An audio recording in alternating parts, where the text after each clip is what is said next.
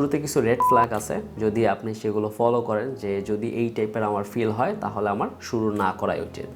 যে আপনি যদি গুগলে বা ইউটিউব ঘেটে যদি কিছু না শিখতে পারেন, বা আপনার যদি শেখার তেমন আগ্রহ নেই, যে আমি কোনো একটা কিছু শিখতে চাচ্ছি বা জানতে চাচ্ছি, সেটা আমাকে কেউ বুঝায় বলে দিক বা আমাকে বাসায় এসে শিখায় দিক, যদি এমন আপনার চিন্তা থাকে, তাহলে মনে করবেন যে এই সেক্টরে আসায় আপনার একটা রেড ফ্ল্যাগ কাজ করবে। আর তখন আপনার চিন্তা করতে হবে যে না, এটা আমি শুরু না করলেই বেটার হয়তো বা। আপনার যদি শুরুতেই মনে হয় যে এই সেক্টরে এসে আমি প্রতি মাসে কোনো রকম লাইক 10,000 15,000 টাকা আর্নিং করব, তাহলে আমার হয়ে যাবে, সো আমার বেশি আর্নিং দরকার নেই ভাই, তাহলেও মনে করবেন যে এই ক্ষেত্রে আপনার একটা রেড ফ্ল্যাগ কাজ করবে। আপনার লিমিটেড মাইন্ডে আপনি আসেন যে $150 ইনকাম করবো প্রতি মাসে। আপনি যদি একটা 6 মাস 1 বছর পরে যদি সাকসেসফুল হন, সেখান থেকে ভালো লেভেলের 1 লাখ বা 2 লাখ আর্নিং করতে পারবেন প্রতি মাসে ইজিলি।